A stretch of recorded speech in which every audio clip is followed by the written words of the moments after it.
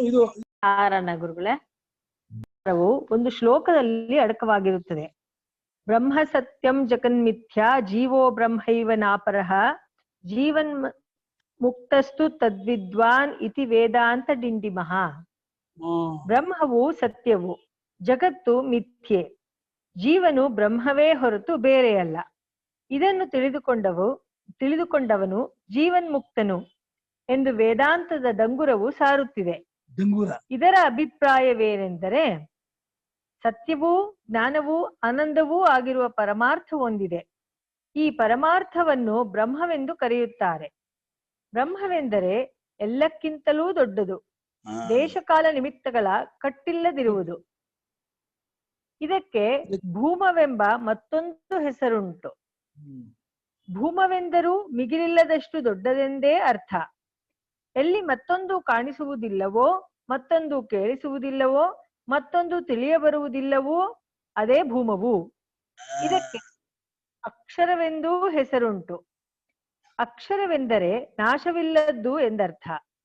ಅದಕ್ಕೆ ಹುಟ್ಟುವುದು, ಬೆಳೆಯುವುದು, ಸೊರಗುವುದು, ಸವೆಯುವುದು, ಹಾಳಾಗುವುದು ಎಂಬ ಮಾರ್ಪಾಡುಗಳು ಇರುವುದಿಲ್ಲ. ಆದ್ದರಿಂದ ಇದಕ್ಕೆ ಸತ್ತು ನಿಜವಾಗಿರತಕ್ಕದ್ದು ಎಂದೂ ಹೆಸರು. ಪುರುಷರೆಂಬುದು ಅದರ ಮತ್ತೊಂದು ಹೆಸರು. ಎಲ್ಲೆಲ್ಲಿಯೂ ಪೂರ್ಣವಾಗಿರುವುದರಿಂದ ಇದಕ್ಕೆ ಆ ಹೆಸರು ಬಂದಿದೆ.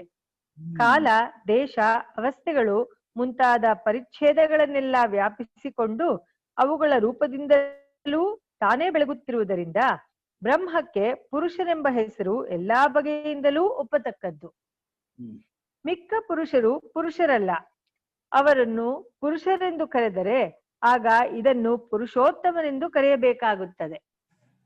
ಅದಕ್ಕೆ ಆತ್ಮನೆಂಬ ಹೆಸರೂ ಉಂಟು. ಆತ್ಮನೆಂದರೆ ಸ್ವರೂಪವು. ಜಗತ್ತಿನಲ್ಲಿ ಯಾವ ಯಾವ ಸ್ಥಾವರ ಜಂಗಮ ಪ್ರಾಣಿಗಳಿರುವವೋ, ಯಾವ ಯಾವ ಜಡವಸ್ತುಗಳಿರುವವೋ ಅವೆಲ್ಲಕ್ಕೂ ಇದೊಂದೇ ಆತ್ಮನು. ಈ ಹೆಸರುಗಳಲ್ಲೆಲ್ಲ ಒಂದು ಅಭಿಪ್ರಾಯವು ಅಡಕವಾಗಿರುತ್ತದೆ. ಅದೇನೆಂದರೆ ಬ್ರಹ್ಮವು ಅನಂತವಾಗಿರುತ್ತದೆ. ಅದು ಇಲ್ಲದ ದೇಶ ಕಾಲ ವಸ್ತುಗಳಿಲ್ಲ. ಅದಕ್ಕಿಂತ ಬೇರೆಯಾಗಿ ಎರಡನೆಯ ವಸ್ತುವು ಇಲ್ಲವೇ ಇಲ್ಲ.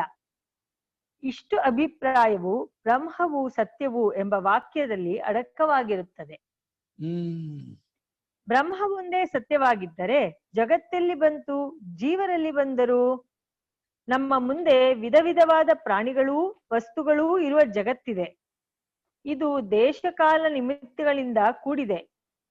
ಇದರಲ್ಲಿ ಬೇರೆ ಬೇರೆಯ ಅಂತಸ್ತಿನ ಜ್ಞಾನವುಳ್ಳ ಬೇರೆ ಬೇರೆಯ ವಿಧವಾದ ಮನಃಪ್ರವೃತ್ತಿಯ ಜೀವರುಗಳು ಬೇರೆ ಬೇರೆಯ ಕ್ರಿಯೆಗಳನ್ನು ಮಾಡಿ ಅವುಗಳಿಗೆ ಅನುಗುಣವಾದ ಬೇರೆ ಬೇರೆಯ ಫಲಗಳನ್ನು ಅನುಭವಿಸುತ್ತಿದ್ದಾರೆ. ಇದೆಲ್ಲ ಹೇಗೆ ಬಂತು? ಇದು ಇರುವಾಗ ಬ್ರಹ್ಮವೊಂದೇ ಸತ್ಯವು ಎನ್ನುವುದು ಹೇಗೆ ಎಂದು ಸಾಮಾನ್ಯರಿಗೆ ಸಂಶಯ ಉಂಟಾಗಬಹುದು. ಈ ಸಂಶಯವನ್ನು ನೀಗಿಸಿಕೊಳ್ಳುವುದಕ್ಕೆ ಅವಸ್ಥಾತ್ರಯ ಪರೀಕ್ಷೆಯನ್ನು ಮಾಡಬೇಕು. ಎಚ್ಚರದಲ್ಲಿ ಮಾತ್ರ ನಮಗೆ ಈ ಜಗತ್ತು ಕಾಣಿಸುತ್ತದೆ, ಆದರೆ ಇದು ನಮ್ಮ ಕನಸಿನಲ್ಲಿರುವುದಿಲ್ಲ.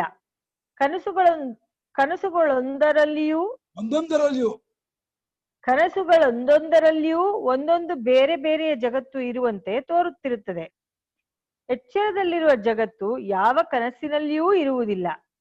ಎಂದರೆ ಅದರಲ್ಲಿ ತೋರುವ ನಾನು, ಮಿಕ್ಕವರು, ಸ್ಥಾವರ ಜಂಗಮ ಪ್ರಾಣಿಗಳು, ಜಡ ವಸ್ತುಗಳು, ಭೂಮ್ಯಾಕಾಶಾದಿಗಳು ಎಲ್ಲವೂ ಬೇರೆಯಾಗಿರುವುದೆಂದೇ ಅರ್ಥ. ಎಚ್ಚರದ ಜಗತ್ತಿನ ಯಾವುದೊಂದು ಅಂಶವೂ ಕನಸಿನಲ್ಲಿ ಕಂಡುಬರುವುದಿಲ್ಲ. ನಾವು ಕೂಡ ನಮ್ಮ ಉಪಾಧಿಗಳಾದ ದೇಹ, ಪ್ರಾಣ, ಮನ, ಇಂದ್ರಿಯಾದಿಗಳೊಡನೆ ಅಲ್ಲಿ ಬೇರೊಂದು ರೂಪವನ್ನು ತಾಳಿಬಿಡುತ್ತೇವೆ. ಕಂಬಳಿ ಹುಳುವು ಚಿಟ್ಟೆಯಾದಂತೆ ನಾವು ಕಾರಣಾಂತರದಿಂದ ಆಗ ರೂಪಾಂತರವನ್ನು ತಳೆಯುವೆವೆಂದು ಹೇಳುವುದಕ್ಕಾಗುವುದಿಲ್ಲ. ಶಾಪದಿಂದ ಗಂಡಸು ಹೆಂಗಸಾದಂತೆ ಅಲ್ಲಿ ನಾವು ಬೇರೊಂದು ಆಕೃತಿಯನ್ನು ಹೊಂದುವೆವೆಂದು ಭಾವಿಸುವುದಕ್ಕಿಲ್ಲ. ಏಕೆಂದರೆ ಎಚ್ಚರದ ದೇಶಕಾಲಗಳ ಸಂಬಂಧವೇ ಇಲ್ಲದೆ ಹೊಸದೊಂದು ದೇಶಕಾಲ ನಿಮಿತ್ತಗಳ ಚೌಕಟ್ಟಿನ ಪ್ರಪಂಚವು ಅಲ್ಲಿ ತೋರಿಕೊಂಡು ಬಿಡುತ್ತದೆ. ಹೀಗೆ ಕನಸಿನಲ್ಲಿ ಎಚ್ಚರದ ಜಗತ್ತು ಇರುವುದೇ ಇಲ್ಲವಾದ್ದರಿಂದಲೂ ನಿದ್ರೆಯಲ್ಲಿ ಎಚ್ಚರ ಕನಸುಗಳಾಗಲಿ ಅವುಗಳ ಪ್ರಪಂಚಗಳಾಗಲಿ ಇರುವುದೇ ಇಲ್ಲವಾದ್ದರಿಂದಲೂ ಅವಸ್ಥೆಗಳನ್ನು ಬಿಟ್ಟು ಬೇರೆ ಪ್ರಪಂಚವೇ ಇಲ್ಲ. ಪ್ರಪಂಚವೆಂಬುದು ಒಂದೊಂದು ಅವಸ್ಥೆಯಲ್ಲಿ ಮಾತ್ರ ತೋರಿಕೊಳ್ಳುವ ನೋಟವಾಗಿರುತ್ತದೆ ಎಂದು ಏರ್ಪಡುತ್ತದೆ. ಈ ನೋಟವನ್ನು ಕಾಣುವ ಸಾಕ್ಷಿಯಾದ ನಮ್ಮ ಸ್ವರೂಪವು ಮೂರವಸ್ಥೆಗಳಲ್ಲಿಯೂ ಇರುವುದರಿಂದ ಇದು ದೇಶಕಾಲ ನಿಮಿತ್ತಗಳುಳ್ಳ ಅವಸ್ಥೆಗಳ ತೋರಿಕೆಯಿಂದ ಕಟ್ಟುಒಡೆಯದೇ ಇರುವ ಬ್ರಹ್ಮವೇ ಆಗಿರುತ್ತದೆ. ಜಗತ್ತು ಮಾತ್ರ ತತ್ಕಾಲಕ್ಕೆ ತೋರುವ ನೋಟವಾದ್ದರಿಂದ ಅದು ಆ ರೂಪದಲ್ಲಿ ಬ್ರಹ್ಮದಂತೆ ಸತ್ಯವಲ್ಲ, ಆದ್ದರಿಂದ ಮಿಥ್ಯೆ. ಅಥವಾ ಅದು ಮಿಥ್ಯೆ ಎನ್ನುವುದಕ್ಕಿಂತಲೂ ಅದು ಬ್ರಹ್ಮರೂಪದಿಂದಲೇ ಸತ್ಯವಾಗಿದೆ ಎಂದೇ ಹೇಳಬಹುದು. ಹಗ್ಗ ಸತ್ಯ ಅನ್ಬೇಕು, ಬೆಳ್ಳಿಯ ಸುಳ್ಳು ಅಂದ್ರೆ ಹಗ್ಗ ಕಪ್ಪೆ ಚಿನ್ನದ ಸತ್ಯ ಅನ್ಬೇಕು. ಹಾಗೆ ಬ್ರಹ್ಮ ಜಗತ್ ಮಿಥ್ಯೆ ಅಂದ್ರೆ ಬ್ರಹ್ಮರೂಪದ ಸತ್ಯ ಅನ್ಬೇಕು. ಜಗನ್ಮಿಥ್ಯಾತ್ವವಾದಿಗಳಲ್ಲ, ಬ್ರಹ್ಮ ಸತ್ಯತ್ವವಾದಿಗಳು. ಜಗತ್ ಮಿಥ್ಯೆ ಎಂದರೂ ಒಂದೇ, ಅದು ಜಗತ್ತು ಮಿಥ್ಯೆ ಎಂದರೂ ಅದು ಬ್ರಹ್ಮ ರೂಪದಿಂದ ಸತ್ಯವೆಂದರೂ ಒಂದೇ ಅರ್ಥ. ಅಷ್ಟೇ. ನಮ್ಮ ಮುಂದೆ ಅನೇಕ ಜೀವರು ಕಾಣುತ್ತಿರುವರಲ್ಲ, ಅವರು ಬಗೆ ಬಗೆಯ ಕ್ರಿಯೆಗಳನ್ನು ಮಾಡಿ ದೇಶಕಾಲ ನಿಮಿತ್ತಗಳಿಗನುಗುಣವಾಗಿ ಫಲವನ್ನು ಅನುಭವಿಸುತ್ತಿರುವರಲ್ಲ ಎಂಬ ಶಂಕೆಗೂ ಈಗ ಉತ್ತರವು ಬಂದಂತೆ ಆಯಿತು. ಏಕೆಂದರೆ ಜೀವರು ಅನೇಕರಾಗಿ ಕಾಣುವುದು ಶರೀರ, ಇಂದ್ರಿಯ, ಪ್ರಾಣ, ಮನಸ್ಸು, ಬುದ್ಧಿ, ಅಹಂಕಾರ ಎಂಬ ಉಪಾಧಿಗಳಿಂದ. ಈ ಉಪಾಧಿಗಳು ನಮ್ಮ ಎಚ್ಚರದಲ್ಲಿ ಮಾತ್ರ ಕಾಣುತ್ತವೆ, ಕನಸಿನಲ್ಲಿ ಇವು ತೋರುವುದಿಲ್ಲ. ನಿದ್ರೆಯಲ್ಲಂತೂ ಎಲ್ಲವೂ ಯಾವ ಉಪಾಧಿಯೂ ಇಲ್ಲದ ಒಂದೇ ಸ್ವರೂಪದಲ್ಲಿ ಬೆರೆತು ಹೋಗಿರುತ್ತದೆ. ಆದ್ದರಿಂದ ಬಗೆ ಬಗೆಯ ಜೀವರಿರುವರು ಎಂಬುದು ಎಚ್ಚರದ ದೃಷ್ಟಿಯಿಂದಲೇ ಆಗಿರುತ್ತದೆ. ಅವಸ್ಥಾತ್ರಯದ ದೃಷ್ಟಿಯಿಂದ ನೋಡಿದರೆ ಒಬ್ಬನೇ ಒಬ್ಬ ಆತ್ಮನಿರುತ್ತಾನೆ, ಅವನಿಗೆರಡನೆಯದೇನೇನೂ ಇಲ್ಲವೇ ಇಲ್ಲ. ಜೀವನು ಬ್ರಹ್ಮವೇ ಎಂಬ ವಾಕ್ಯಕ್ಕೆ ಇದೇ ಅಭಿಪ್ರಾಯ. ಇದೇ ಅರ್ಥ. ಮಿಕ್ಕ ಜೀವರಂತೆ ನಾನೂ ಜೀವನು ಎಂದು ತಿಳಿಯುವುದು ಎಚ್ಚರದ ದೃಷ್ಟಿಯಿಂದಲೇ ಆಗಿರುತ್ತದೆ. ಆದರೆ ಜೀವರುಗಳು ಅನೇಕರು ಎಂದು ನಾವು ತಿಳಿಯುವಾಗ ಜೀವ ಶಬ್ದಕ್ಕೆ ಅರ್ಥವೇನು? ಜೀವ ಎಂದರೆ ನಾನು ಎಂಬುದು ಅರ್ಥವಾದರೆ ನಾನು ಎಂಬುದು ಅನೇಕವಾಗಲಾರದು. ನಾನು ಎಂಬುದು ವಿಷಯವೂ ಅಲ್ಲ. ನಾನು ಎಂಬುದಕ್ಕೆ ಅಹಂ ಪ್ರತ್ಯಯಿ ಎಂಬ ಅರ್ಥವನ್ನು ಬಿಟ್ಟು ವಿಷಯಿ ಎಂದು ಅರ್ಥವನ್ನು ಮಾಡಿಕೊಂಡರೂ ವಿಷಯಿಯು ಅನೇಕವಲ್ಲ. ಯಾವುದು ಎಲ್ಲವನ್ನೂ ವಿಷಯವಾಗಿ ಮಾಡಿಕೊಳ್ಳುವುದೋ ಅದೇ ವಿಷಯಿ, ಅದು ಒಂದೇ ಆಗಿರುತ್ತದೆ. ಇನ್ನು ನಾನು ಎಂಬುದಕ್ಕೆ ಸಾಕ್ಷಿ ಎಂದು ಅರ್ಥವನ್ನು ಮಾಡಿಕೊಂಡರಂತೂ ಸಾಕ್ಷಿಯು ಎಂದಿಗೂ ಅನೇಕವಲ್ಲ. ಅದರ ಅನೇಕತ್ವವನ್ನು ಕಲ್ಪಿಸುವುದಕ್ಕೆ ಕೂಡ ಆಗುವುದಿಲ್ಲ. ಅಂತೂ ಅನೇಕ ಜೀವರು ಎಂಬುದು ವ್ಯವಹಾರದಲ್ಲಿ ಜನರು ಮಾಡಿಕೊಂಡಿರುವ ಕಲ್ಪನೆಯೇ ಹೊರತು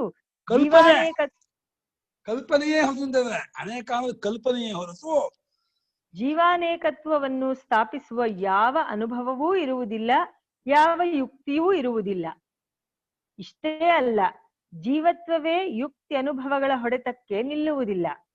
ಹೇಗೆಂದರೆ ಎಚ್ಚರದ ಮತ್ತು ಕನಸಿನ ಸುಖ ದುಃಖಗಳನ್ನು ಅನುಭವಿಸುವ ನಾನು ಜೀವನು ಎನ್ನುತ್ತಿರುತ್ತೇವೆ. ಆದರೆ ಎಚ್ಚರದಲ್ಲಿರುವ ನಾನೂ ಕನಸಿನಲ್ಲಿರುವ ನಾನೂ ಒಂದೆನ್ನುವುದಕ್ಕೆ ಯಾವ ಅನುಭವದ ಬೆಂಬಲವಿದೆ? ತನಿನಿದ್ರೆಯಲ್ಲಿ ನಾನೆಂಬುದೇ ಇಲ್ಲ. ಹೀಗಿರುವಲ್ಲಿ ಅವಸ್ಥಾತ್ರಯವನ್ನು ಅನುಭವಿಸುವ ನಾನೆಂಬುದು ಯಾವುದು? ಅದರ ಪರಮಾರ್ಥವು ಅವಸ್ಥಾತ್ರಯ ಸಾಕ್ಷಿಯೇ. ಆ ಸಾಕ್ಷಿಯು ನಿಜವಾಗಿ ಬ್ರಹ್ಮವೇ ಆಗಿರುತ್ತದೆ. ಆದ್ದರಿಂದ ನಾವು ಜ್ಞಾತೃ ಕರ್ತೃ ಭೋಕ್ತೃ ಸ್ವರೂಪರೆಂದು ತಿಳಿಯುವುದು ತಪ್ಪು. ಅವಸ್ಥಾತ್ರಯ ದೃಷ್ಟಿಯಿಂದ ನೋಡಿದಾಗ ನಾವು ಜ್ಞಾತೃ ಸ್ವರೂಪರಲ್ಲ, ಜ್ಞಾನ ಸ್ವರೂಪರೇ. ಕರ್ತೃ ಭೋಕ್ತೃಗಳಲ್ಲ, ನಿರ್ವಿಕಾರದ ಶುದ್ಧಾನಂದ ಸ್ವರೂಪರೇ. ಆದ್ದರಿಂದ ನಾನು ಶುದ್ಧ ಸತ್ತಾರೂಪನು, ಶುದ್ಧ ಚಿದ್ರೂಪನು, ಶುದ್ಧ ಸುಖರೂಪನು ಎಂಬುದೇ ಪರಮಾರ್ಥವು. ಹೀಗೆಂದು ತಿಳಿದುಕೊಂಡವನಿಗೆ ಯಾವ ಸಂಸಾರದ ಕಟ್ಟೂ ಇರುವುದಿಲ್ಲವಾದ್ದರಿಂದ ಅವನು ಎಂದೆಂದಿಗೂ ಮುಕ್ತನು. ಈ ಅಭಿಪ್ರಾಯವು ಇದನ್ನರಿತವನು ಜೀವನ್ಮುಕ್ತನು ಎಂಬ ವಾಕ್ಯದಲ್ಲಿ ಇರುತ್ತದೆ. ಗುರುಗಳೇ, ಸುರೇಖಾ ಅವರು ಓದ್ಲಿ ಗುರುಗಳೇ. ನಿರ್ವಿಭಾಗವೂ ನಿರ್ಭೇದವೂ ಆಗಿರುತ್ತದೆ. ನಮ್ಮ ಮುಂದೆ ಕಾಣುವ ಜಗತ್ತಿನಲ್ಲಿ ಸತ್ಯ ಅಸತ್ಯ, ಜ್ಞಾನ ಅಜ್ಞಾನ, ಸುಖ ದುಃಖ ಎಂಬ ವಿಭಾಗವಿದೆ. ಇರವು ಅರಿವು ಸುಖವು ಕೆಲವು ಪದಾರ್ಥಗಳ ಧರ್ಮಗಳೆಂದು ತೋರುತ್ತಿವೆ. ಇವುಗಳಿಗೆ ಹುಟ್ಟು ಹೊಂದುಗಳಿರುವಂತೆಯೂ ತೋರುತ್ತದೆ. ಆದರೂ ಈ ವಿಭಾಗವು ಭೇದವೂ ಬರಿಯ ತೋರಿಕೆಯಾಗಿರುತ್ತದೆ. ಎಚ್ಚರದಲ್ಲಿ ನಾವು ಈ ವಿಭಾಗವನ್ನು ಕಾಣುವಂತೆಯೂ ಅನುಭವಿಸುತ್ತಿರುವಂತೆಯೂ ಕಂಡರೂ ತನಿನಿದ್ರೆಯಲ್ಲಿ ನಿರ್ವಿಭಾಗವಾದ ನಿರ್ಭೇದವಾದ ಸಚ್ಚಿದಾನಂದ ರೂಪದಿಂದಲೇ ಇರುತ್ತೇವೆ. ತನಿನಿದ್ರೆಯಲ್ಲಿ ಈ ನಾಮರೂಪಗಳು ನಮ್ಮ ಸ್ವರೂಪದಲ್ಲಿಯೇ ಬೆರೆತು ಹೋಗಿರುವುದರಿಂದ ಎಚ್ಚರದಲ್ಲಿ ಆ ಸ್ವರೂಪಕ್ಕೆ ವಿಭಾಗವೂ ಭೇದವೂ ಅವುಗಳಿಂದುಂಟಾಗಿರುವುದೆಂಬುದು ಮಿಥ್ಯಾಜ್ಞಾನ ಮಾತ್ರವಾಗಿರುತ್ತದೆ. ನಿದ್ರೆಯಲ್ಲಿ ಏನೂ ಇರುವುದಿಲ್ಲವೆಂದು, ಅಲ್ಲಿ ಮರವೇ ಇರುವುದೆಂದು, ಸುಖ ದುಃಖಗಳ ಅಭಾವವಿರುವುದೆಂದು ನಾವು ಬಗೆಯುವುದು ಎಚ್ಚರದ ದೃಷ್ಟಿಯಿಂದಲೇ ಆಗಿರುವುದರಿಂದ ಪೂರ್ಣ ದೃಷ್ಟಿಯ ಸಿದ್ಧಾಂತಕ್ಕೆ ಅದರಿಂದ ಯಾವ ಹಾನಿಯೂ ಇರುವುದಿಲ್ಲ. ಗುರುಗಳು ಸುಷುಪ್ತಿ ದೃಷ್ಟಾಂತದಿಂದ ನಮ್ಮ ಮೋಕ್ಷ ಸ್ವರೂಪ ಅರ್ಥ ಮಾಡಿಸ್ಕೊಡ್ತಾ ಇದ್ದಾರೆ. ಬ್ರಹ್ಮಸ್ವರೂಪ ನಾವು, ಮೋಕ್ಷ ಸ್ವರೂಪ ನಮ್ದು ಅಂದ್ರೆ ಸುಷುಪ್ತಿ ದೃಷ್ಟಾಂತ ಇಟ್ಕೊಂಡೆ ನಾವು ಕಂಡ್ಕೋಬಹುದು, ನಾವು ಯಾರು ಅನ್ನೋದನ್ನ ತಿಳ್ಕೋಬಹುದು. ನಿಜ ಅನುಭವವನ್ನು ಮತ್ತೆ ಜ್ಞಾಪ ಮಾಡ್ಕೋತಾ ಇದ್ರೆ ನಾವು ಬ್ರಹ್ಮಸ್ವರೂಪರಾಗಿದ್ದೀವಿ, ನಮ್ಗೆ ಚೆನ್ನಾಗಿ ಮನದಟ್ಟಾಗತ್ತೆ ಅಂತ ಗುರುಗಳು. ಅವಸ್ಥಾತ್ರಯವೆಂಬುದು ಪರಮಾರ್ಥವನ್ನು ತಿಳಿಯುವುದಕ್ಕೆ ಉಪಾಯ ಮಾತ್ರ. ಎಚ್ಚರದಲ್ಲಿ ಪರಮಾರ್ಥವು ಜೀವ ಜಗದ್ರೂಪವಾಗಿ ಪರಿಣಮಿಸುವುದೆಂದು, ಅಲ್ಲಿ ನಾವು ಸಂಸಾರವನ್ನು ಅನುಭವಿಸುವೆವೆಂದು, ನಿದ್ರೆಯಲ್ಲಿ ಇದೆಲ್ಲ ಹೇಗೋ ಕರಗಿ ಒಂದೇ ತತ್ವದಲ್ಲಿ ಅಡಗಿಕೊಳ್ಳುವುದೆಂದು ಭಾವಿಸಬಾರದು. ಏಕೆಂದರೆ ನಿದ್ರೆ, ಕನಸು, ಎಚ್ಚರ ಇವುಗಳಿಗೆ ಯಾವ ಬಗೆಯ ದೇಶಕಾಲ ಸಂಬಂಧಗಳೂ ಇರುವುದಿಲ್ಲ. ಇವು ಪರಮಾರ್ಥದಲ್ಲಿ ತೋರುವ ಹುಸಿ ತೋರಿಕೆ ಮಾತ್ರವಾಗಿವೆ. ಇವು ಒಂದರ ಪಕ್ಕದಲ್ಲೊಂದು ಇರುವುದಿಲ್ಲ, ಒಂದಾಗುತ್ತಲೊಂದೂ ಆಗುವುದಿಲ್ಲ.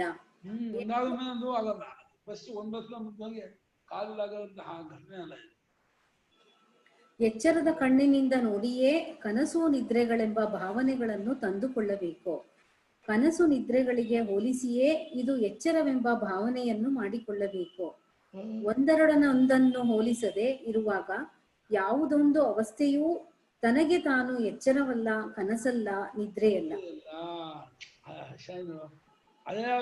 ಏನು ಒಂದೇ, ಅದಕ್ಕೋಸ್ಕರ ಇದು ಎಚ್ಚರ ಅಂತ. ಇಂಥ ಕನಸೇ ಅವಸ್ಥಾತ್ರಯವೆಂಬುದು. ಹೀಗಿರುವಲ್ಲಿ ಇವುಗಳಲ್ಲೊಂದರಲ್ಲಿ ಪರಮಾರ್ಥವು ಒಂದು ರೂಪವಾಗಿದ್ದು ಮಿಕ್ಕವುಗಳಲ್ಲಿ ಬೇರೊಂದು ರೂಪಕ್ಕೆ ಮಾರ್ಪಡುವುದೆಂದು ಕಲ್ಪಿಸುವುದು ಎಷ್ಟು ನಿರಾಧಾರವಾಗಿರುತ್ತದೆ. ಕೆಲವರು ಎಚ್ಚರದಲ್ಲಿ ಸ್ಥೂಲ ಭೂತಗಳಿಂದಾದ ಪ್ರಪಂಚವಿರುವುದೆಂದೂ, ಕನಸಿನಲ್ಲಿ ಅದೇ ಸೂಕ್ಷ್ಮ ಭೂತಗಳಿಂದಾದ ಪ್ರಪಂಚವಾಗುವುದೆಂದೂ, ತನಿನಿದ್ರೆಯಲ್ಲಿ ಕಾರಣಾವಿದ್ಯೆಯ ರೂಪವನ್ನು ತಾಳುವುದೆಂದೂ ಕಲ್ಪಿಸುತ್ತಾರೆ. ಇದು ಶುಷ್ಕ ಕಲ್ಪನೆಯೇ. ಇದಕ್ಕೂ ಯಾವ ಅನುಭವದ ಆಧಾರವೂ ಇಲ್ಲ. ನಿದ್ರೆಯಲ್ಲಿಯೂ ಎಚ್ಚರ ಕನಸುಗಳಲ್ಲಿಯೂ ಪರಮಾರ್ಥ ರೂಪನಾದ ಆತ್ಮನು ಯಾವಾಗಲೂ ಶುದ್ಧ ಜ್ಞಾನಾನಂದ ರೂಪನಾಗಿಯೂ ಇರುತ್ತಾನೆ, ಯಾವಾಗಲೂ ನಿಷ್ಪ್ರಪಂಚನಾಗಿಯೇ ಇರುತ್ತಾನೆ. ನಿದ್ರೆಯಲ್ಲಿ ನಾವು ಪ್ರಪಂಚವನ್ನು ಅರಿಯುವುದಿಲ್ಲ, ಎಚ್ಚರ ಕನಸುಗಳಲ್ಲಿ ಅರಿಯುತ್ತೇವೆ ಎಂಬ ವಿಭಾಗವೇ ಎಚ್ಚರದ ದೃಷ್ಟಿಯಿಂದಾದ ಮಾಯೆಯು. ಏಕೆಂದರೆ ಮೇಲೆ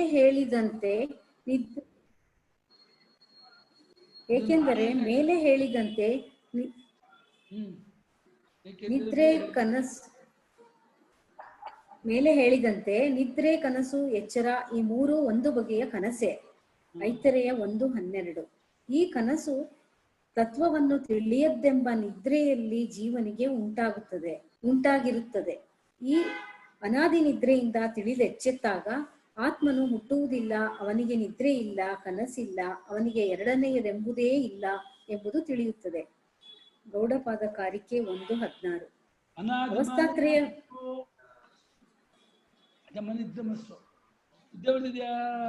ಎಂಬುದು ಪರಮಾರ್ಥವಾಗಿಯೂ ಇರುವುದೆಂದೇನೂ ವೇದಾಂತವೂ ಹೇಳುವುದಿಲ್ಲ. ಈ ಮೂರು ಅವಸ್ಥೆಗಳಿವೆ ಎನ್ನುವವರಿಗೆ ಇವುಗಳ ಸಾಕ್ಷಿಯ ಸ್ವರೂಪವನ್ನು ತೋರಿಸಿ ಅದೇ ಪರಮಾರ್ಥವು, ಅದರಲ್ಲಿ ಈ ಅವಸ್ಥಾತ್ರಯವೂ ಕಲ್ಪಿತವು ಎಂಬುದನ್ನು ತಿಳಿಸಿಕೊಡುತ್ತದೆ. ಅಧ್ಯಾರೋಪವಾದಗಳಿಂದ ನಿಷ್ಪ್ರಪಂಚವಾದ ತತ್ವವನ್ನು ವಿಸ್ತರಿಸಿ ಹೇಳಲಾಗಿರುತ್ತದೆ ಎಂಬ ದೊಡ್ಡವರ ವಚನಕ್ಕೆ ಇದೇ ಅಭಿಪ್ರಾಯ. ಈಗಿನ ಕ್ಷಣದ ಅನುಭವದ ವಿಮರ್ಶೆ. ಹಿಂದಿನ ಅವಸ್ಥೆಗಳ ಎಂಬುದೆಲ್ಲವೂ ನೆನಪು, ಮುಂದಿನ ಅವಸ್ಥೆಗಳೆಂದರೆ ಬರಿಯ ನಿರೀಕ್ಷಣೆ. ಆದ್ದರಿಂದ ನಮ್ಮ ಅನುಭವವು ಕೇವಲ ವರ್ತಮಾನ ಕ್ಷಣದ್ದಾಗಿದೆಯಲ್ಲವೇ? ಹೀಗಿರುವಲ್ಲಿ ಕನಸು ನಿದ್ರೆಗಳ ತಳಗಟ್ಟಿನ ಮೇಲೆ ನೀವು ಸಿದ್ಧಾಂತವನ್ನು ಕಟ್ಟುವುದು ಹೇಗೆ ಭದ್ರವಾಗಿ ನಿಂತೀತು? ನಾವು ಈಗ ನಿದ್ರಿಸುತ್ತಲಿಲ್ಲ, ಕನಸು ಕಾಣುತ್ತಲೂ ಇಲ್ಲ, ಎಚ್ಚರದಲ್ಲಿದ್ದೇವೆ. ಎಚ್ಚರವೆಂಬುದನ್ನು ಕೂಡ ಈಗಿನ ಕ್ಷಣವನ್ನು ಬಿಟ್ಟರೆ ಉಳಿದಿದ್ದನ್ನೆಲ್ಲ ಹಿಂದಿನ ನೆನಪಿನಲ್ಲಿಯೋ ಮುಂದಿನ ನಿರೀಕ್ಷಣೆಯಲ್ಲಿಯೋ ಸೇರಿಸಿ ಬಿಡಬಹುದಾಗಿರುತ್ತದೆ. ಹಿಂದಿನ ವಿಷಯವು ಈಗಿಲ್ಲ, ಮುಂದಿನ ವಿಷಯವು ಹುಟ್ಟಿಲ್ಲ. ಇನ್ನು ಈಗಿನ ಕ್ಷಣವೆಂಬುದನ್ನು ವಿಚಾರಕ್ಕೆ ತೆಗೆದುಕೊಂಡರೆ ಅದು ವಿಚಾರಣೆಗೆ ತೆಗೆದುಕೊಳ್ಳುವುದರೊಳಗೆ ನುಣುಚಿಕೊಂಡು ಹಿಂದಿನದಾಗಿ ಬಿಡುತ್ತದೆ. ಹೀಗಿರುವಲ್ಲಿ ಅವಸ್ಥಾತ್ರಯದ ಅನುಭವದ ಆಧಾರದ ಮೇಲೆ ತತ್ವ ನಿರ್ಧರಣೆ ಎಂಬುದು ಎಲ್ಲಿ ಬಂತು ಎಂದು ಅತಿ ಪ್ರಶ್ನೆಯನ್ನು ಮಾಡುವ ತಾರ್ಕಿಕನೊಬ್ಬನು ಹುಟ್ಟಿಕೊಳ್ಳಲೂಬಹುದು. ಆಗಲೂ ವೇದಾಂತ ಸಿದ್ಧಾಂತಕ್ಕೆ ಯಾವ ಹಾನಿಯೂ ಇರುವುದಿಲ್ಲ. ಈಗಿನ ಕ್ಷಣದ ಅನುಭವ ಒಂದೇ ನಿಸ್ಸಂದಿಗ್ಧವೆಂದು ಮಿಕ್ಕದ್ದೆಲ್ಲವೂ ಸ್ಮೃತಿ ನಿರೀಕ್ಷಣೆಗಳಾದ್ದರಿಂದ ಪ್ರಮಾಣವಾಗಲಾರದೆಂದೂ ಹಠ ಹಿಡಿದರೂ ಕನಸು ನಿದ್ರೆಗಳನ್ನು ತಳ್ಳಿ ಹಾಕುವುದಕ್ಕೆ ಬರುವ ಹಾಗಿಲ್ಲ. ಏಕೆಂದರೆ ಈಗಿನ ಕ್ಷಣದಲ್ಲಿ ನಾನು ಎಚ್ಚರವಾಗಿದ್ದೇನೆ ಎನ್ನುವಾಗಲೂ ನನಗೆ ಎಚ್ಚರಕ್ಕೆ ವಿಲಕ್ಷಣವಾದ ಕನಸು ನಿದ್ರೆಗಳ ಅನುಭವವು ಇದ್ದೇ ಇದೆ. ಕನಸು ನಿದ್ರೆಗಳೆಂಬ ಭಾವವನ್ನು ಬಿಟ್ಟರೆ ನಿರಪೇಕ್ಷವಾಗಿ ಎಚ್ಚರವೆಂಬ ಭಾವನೆಯೇ ಬರುವ ಹಾಗಿಲ್ಲವೆಂದು ಹಿಂದೆ ತಿಳಿಸಿರುತ್ತೇವೆ. ಈ ಕನಸು ನಿದ್ರೆಗಳನ್ನು ಈಗಿನ ಕ್ಷಣದ ಹಿಂದೆ ಎಂದಾಗಲಿ ಮುಂದೆ ಎಂದಾಗಲಿ ನೆನಪಿನಲ್ಲಿ ಅಥವಾ ನಿರೀಕ್ಷಣೆಯಲ್ಲಿ ಸೇರಿಸಿ ಮೂಟೆ ಕಟ್ಟುವುದಕ್ಕೆ ಬರುವ ಹಾಗಿಲ್ಲ. ಏಕೆಂದರೆ ನೆನಪೆಂಬುದು ನಿರೀಕ್ಷಣೆ ಎಂಬುದು ಈಗಿನ ಕಾಲ ಪ್ರವಾಹಕ್ಕೆ ಸಂಬಂಧಿಸಿರಬೇಕೆಂಬುದು ಹಿಂದಿನ ಮುಂದಿನ ಎಚ್ಚರಗಳ ಸಾಲಿನ ಅರಿವಿನ ಸ್ವಭಾವದಿಂದ ನಮಗೆ ಗೊತ್ತಾಗುತ್ತದೆ. ಆದರೆ ನಿದ್ರೆಯಾಗಲಿ ಕನಸಾಗಲಿ ಹಿಂದು ಮುಂದಿನ ಎಚ್ಚರಗಳಂತೆ ಈಗಿನ ಕಾಲ ಪ್ರವಾಹದ ಗೀಟಿನಲ್ಲಿರುವಂತೆ ನಮ್ಮ ಅನುಭವಕ್ಕೆ ಬರುವುದಿಲ್ಲ. ಕನಸು ನಿದ್ರೆಗಳು ಈಗ ನಮಗೆ ಅನುಭವ ಗೋಚರವಾಗಿದ್ದರೂ ನಿದ್ರೆಯಲ್ಲಿ ಕಾಲವೇ ಇಲ್ಲವೆಂದೂ ಕನಸಿನಲ್ಲಿ ಮತ್ತೊಂದು ವಿಲಕ್ಷಣ ಕಾಲ ಪ್ರವಾಹವಿರುವುದೆಂದೂ ಅನುಭವದಲ್ಲಿಯೇ ತೋರಿ ಬರುತ್ತಿದೆ. ಅವುಗಳನ್ನು ಸೇರಿಸಿಕೊಂಡೇ ತೀರಬೇಕು.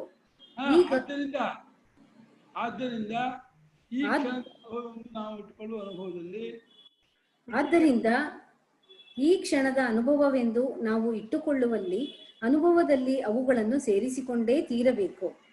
ಈಗ ಈ ಕ್ಷಣದ ಅನುಭವದಲ್ಲಿ ಏನೇನಿದೆ ಎಂದಾಯಿತು?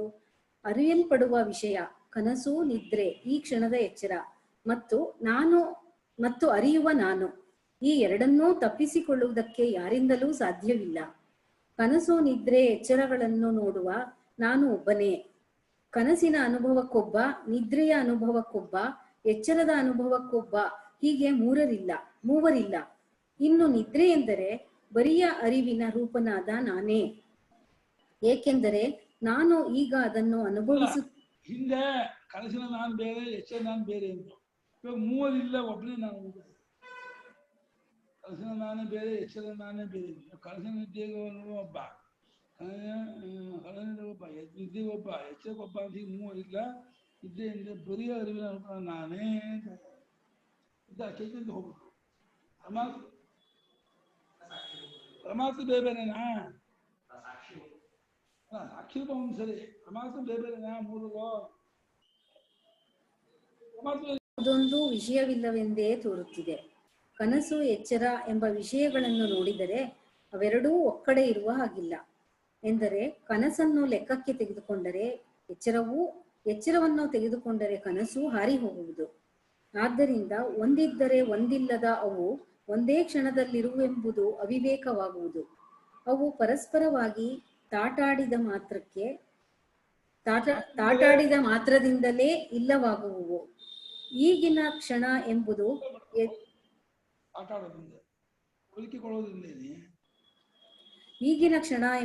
ಎಚ್ಚರಕ್ಕೆ ಸೇರುವುದರಿಂದಲೂ ಎಚ್ಚರವು ಕನಸಿನಲ್ಲಿದ್ದರಿಂದಲೂ ಇಲ್ಲದ್ದರಿಂದಲೂ ಕನಸು ಎಚ್ಚರದಲ್ಲಿ ಇಲ್ಲದ್ದರಿಂದಲೂ ಕ್ಷಣವೆಂಬುದು ಮೈಗರಿಯುತ್ತದೆ. ಅಂತೂ ನೋಡುವ ನಮ್ಮ ಚಿನ್ಮಾತ್ರ ಸ್ವರೂಪವನ್ನು ಬಿಟ್ಟರೆ ಮತ್ತೆ ಯಾವುದಕ್ಕೂ ಇರವೇ ಇಲ್ಲವೆಂದಾಗುತ್ತದೆ. ಆದ್ದರಿಂದ ಕನಸನ್ನು ನೆನಪೆಂದು ಇಟ್ಟುಕೊಂಡದ್ದರಿಂದಲೇ ಈಗಿನ ಕ್ಷಣವು ಎಚ್ಚರವಾಗಿ ತೋರುತ್ತದೆ ಎಂದು, ಕನಸನ್ನು ಕನಸಿನ ಕಣ್ಣಿನಿಂದಲೇ ನೋಡಿದರೆ ಎಚ್ಚರದ ಕ್ಷಣವು ಕನಸಿಗಿಂತ ಯಾವ ಬಗೆಯಿಂದಲೂ ಹೆಚ್ಚು ಕಡಿಮೆಯಾಗಿರುವುದಿಲ್ಲವೆಂದೂ ಸಿದ್ಧವಾಗುತ್ತದೆ. ನಿದ್ರೆಯ ಕಣ್ಣಿನಿಂದ ನೋಡಿದರಂತೂ ಎಲ್ಲವನ್ನೂ ಮರೆಮಾಡಿ ಬರಿಯ ಅರಿವೇ ಉಳಿದುಕೊಳ್ಳುತ್ತದೆ. ಏಕೆಂದರೆ ನಿದ್ರೆಯನ್ನು ಈಗ ಅನುಭವಿಸುತ್ತೇನೆ ಎಂಬುದು ವಿರುದ್ಧವು, ಅದು ನೆನಪಲ್ಲವೆಂಬುದನ್ನು ಮೇಲೆಯೇ ತಿಳಿಸಿರುತ್ತೇವೆ. ಆದ್ದರಿಂದ ನನ್ನ ಸ್ವರೂಪವೇ 3 ಅವಸ್ಥೆಗಳಾಗಿ ಕಾಣಿಸುತ್ತಿರುವುವೆಂದೂ ಅವುಗಳೆಲ್ಲವೂ ಒಂದಕ್ಕೊಂದು ಸಮವೆಂದೂ ಸಿದ್ಧವಾಗುತ್ತದೆ. ನಿದ್ರೆ ಎಂದರೂ ಕನಸೆಂದರೂ ಎಚ್ಚರವೆಂದರೂ ಎಲ್ಲವೂ ಬರೀ ಅರಿವಿನ ಸ್ವರೂಪದ ಪರಮಾರ್ಥವೇ ಹೊರತು ಬೇರೆ ಅಲ್ಲವೆಂದು ಏರ್ಪಡುತ್ತದೆ. ಆದ್ದರಿಂದ ಅವಸ್ಥೆಗಳೆಂಬವು ಕನ್ನಡಿಯಲ್ಲಿ ತೋರುವ ಮುಖದ ಪ್ರತಿಬಿಂಬದಂತೆ ಬಿಂಬರೂಪವಾದ ಪರಮಾರ್ಥವನ್ನು ಅರಿಯುವುದಕ್ಕೆ ಉಪಾಯ ಮಾತ್ರವೇ ಹೊರತು ಸ್ವತಂತ್ರವಾಗಿ ಇರುವವಲ್ಲ ಎಂದು ನಾವು ಹಿಂದಿನ ಝಳುಕಿನಲ್ಲಿ ಹೇಳಿದ ಸಿದ್ಧಾಂತವೇ ಕಡೆಯ ಮಾತಾಗಿ ನಿಲ್ಲುತ್ತದೆ. ಇಲ್ಲಿ ಖ್ಯಾತಿವಾದಗಳನ್ನು ಚರ್ಚಿಸದೇ ಇರುವುದಕ್ಕೆ ಕಾರಣ, ಈ ಗ್ರಂಥದಲ್ಲಿ ನಾವು ಇದುವರೆಗೂ ಖ್ಯಾತಿವಾದಗಳನ್ನು ಚರ್ಚೆ ಮಾಡಿರುವುದಿಲ್ಲ. ಕಪ್ಪೆಯ ಚಿಪ್ಪಿನ ಬೆಳ್ಳಿ, ಹಗ್ಗದ ಹಾವು ಮುಂತಾದ ಮಿಥ್ಯಾವಸ್ತುಗಳು ತೋರಿಕೊಳ್ಳುವುದು ಹೇಗೆ ಎಂಬ ವಾದಗಳಿಗೆ ಖ್ಯಾತಿವಾದಗಳೆಂದು ಹೆಸರು. ಅಖ್ಯಾತಿ, ಅನ್ಯಥಾಖ್ಯಾತಿ, ಆತ್ಮಖ್ಯಾತಿ, ಅಸಖ್ಯಾತಿ, ಅನಿರ್ವಚನೀಯ ಖ್ಯಾತಿ ಎಂದು ಮುಂತಾಗಿ ಖ್ಯಾತಿವಾದಗಳು ನಮ್ಮ ದೇಶದ ವಾದಿಗಳಲ್ಲಿ ಅನೇಕವಾಗಿವೆ. ಪಾಶ್ಚಾತ್ಯ ತತ್ವಶಾಸ್ತ್ರಜ್ಞರಲ್ಲಿಯೂ ಈ ಬಗೆಯ ವಾದಗಳು ಹೇರಳವಾಗಿರುತ್ತವೆ. ಖ್ಯಾತಿವಾದಗಳು ಎಚ್ಚರದ ದೃಷ್ಟಿಯ ತರ್ಕದ ಮೇಲೆ ನಿಂತಿರುವುದರಿಂದ ಅವುಗಳು ಕೊನೆಯ ಮಾತಾಗುವ ಹಾಗಿಲ್ಲ. ತರ್ಕಕ್ಕೆ ನಿಲುಗಡೆ ಇಲ್ಲವೆಂಬ ದೋಷವು ಆ ವಾದಗಳಿಗೆ ಹತ್ತಿಕೊಂಡೇ ಇರುತ್ತವೆ. ನಾವು ಬರೆಯಬೇಕೆಂದಿರುವ ಈ ಗ್ರಂಥದ 2ನೆಯ ಸಂಪುಟದಲ್ಲಿ ಮನಃಶಾಸ್ತ್ರ ವಿಚಾರದ ಪ್ರಕರಣದಲ್ಲಿ ಈ ವಾದಗಳ ಸಮೀಕ್ಷೆಯನ್ನು ಮಾಡಬೇಕೆಂದಿರುತ್ತೇವೆ ನಾವು. ಆದರೆ ಸದ್ಯಕ್ಕೆ ನಾವು ಮಿಥ್ಯಾವಸ್ತುವೆಂಬುದು ಸತ್ಯವಾದ ಶುದ್ಧ ಸತ್ತಿಗಿಂತ ಬೇರೆಯಲ್ಲ, ಮಿಥ್ಯಾಜ್ಞಾನವೆಂಬುದು ಪರಮಾರ್ಥವಾದ ಶುದ್ಧ ಜ್ಞಾನಕ್ಕಿಂತ ಬೇರೆಯಲ್ಲ, ದುಃಖವೆಂಬುದು ಪರಮಾರ್ಥವಾದ ಶುದ್ಧಾನಂದಕ್ಕಿಂತ ಬೇರೆಯಲ್ಲ ಎಂಬ ಉತ್ತಮ ಸಿದ್ಧಾಂತವನ್ನು ಮನಗಾಣಿಸುವುದಕ್ಕೇ ಇಲ್ಲಿ ಆದಷ್ಟು ಪ್ರಯತ್ನ ಮಾಡಿರುತ್ತೇವೆ. ನಮ್ಮ ಪ್ರಕ್ರಿಯೆಯಲ್ಲಿ ಶುದ್ಧ ಸಚ್ಚಿದಾನಂದ ವಸ್ತುವೊಂದೇ ಎಚ್ಚರದ ದೃಷ್ಟಿಯಿಂದ ಸತ್ಯ ಮಿಥ್ಯಾದಿ ವಿಭಾಗಗಳನ್ನು ತೋರಿಸಿಕೊಳ್ಳುತ್ತಿರುವುದೆಂಬ ಮಂಗಳಕರವಾದ ಸಿದ್ಧಾಂತವು ಹೊರಡುತ್ತದೆ. ಹುಸಿ ತೋರಿಕೆಯ ಇರುವು, ಅಜ್ಞಾನವೂ ದುಃಖವೂ ಪರಮಾರ್ಥದ ಆಭಾಸ ಮಾತ್ರವಾಗಿರುತ್ತವೆ. ಎಂದರೆ ಅವುಗಳಲ್ಲಿರುವ ತೋರಿಕೆಯ ನಾಮರೂಪಗಳೆಂಬ ಅಂಶವು ಪರಮಾರ್ಥದ ಆಭಾಸ ಮಾತ್ರವಾಗಿರುತ್ತದೆ. ಪರಮಾರ್ಥದ ಇರುವು, ಅರಿವು, ಸುಖ ಎಂಬ ಅಂಶಗಳು ಆಗಲೂ ಅವುಗಳಲ್ಲಿ ಹುದುಕಿಕೊಂಡೇ ಇರುತ್ತವೆ. ಬೃಹದ್ವಾರ್ತಿಕ 3:3-41. ಆದ್ದರಿಂದ ಹಗ್ಗದ ಆಭಾಸವಾದ ಹಾವನ್ನು ಅದರೊಂದಿಗೆ ಕಾಣಿಸಿಕೊಳ್ಳುವವು. ಅದರೊಂದಿಗೆ ತೋರುತ್ತಿರುವ ಹಗ್ಗದ ಇದು ಎಂಬಂಶದಲ್ಲಿಯೇ ಒಂದುಗೂಡಿಸುವಂತೆ ಮಿಥ್ಯಾರೂಪವಾದ ತೋರಿಕೆಗಳನ್ನು ಸಚ್ಚಿದಾನಂದ ವಸ್ತುವಿನಲ್ಲಿಯೇ ಒಂದುಗೂಡಿಸುವುದಕ್ಕೆ ನಮ್ಮ ಪ್ರಕ್ರಿಯೆಯು ಸಾಧಕವಾಗಿರುತ್ತದೆ. ಈ ಪ್ರಕ್ರಿಯೆಯಿಂದ ಹೊರಡುವ ಸಿದ್ಧಾಂತವು ಪೂರ್ಣಾನುಭವದ ಆಧಾರದ ಮೇಲೆ ನಿಂತಿರುವುದರಿಂದ ಇದಕ್ಕೆ ಯಾವಾಗಲಾದರೂ ಬಾಧೆಯುಂಟಾದೀತೆಂಬ ಅಂಜಿಕೆಯೂ ಇರುವುದಿಲ್ಲ. ಪರಮಾರ್ಥವು ತರ್ಕಾತೀತವಾದ್ದರಿಂದ ಅದರಲ್ಲಿ ಐಕ್ಯವಾಗುವ ಅನುಭವವನ್ನು ತಂದುಕೊಳ್ಳುವುದೇ ಸರಿಯಾದ ಮಾರ್ಗವೆನ್ನುವವರ ಅಭಿಪ್ರಾಯದ ವಿಮರ್ಶೆ.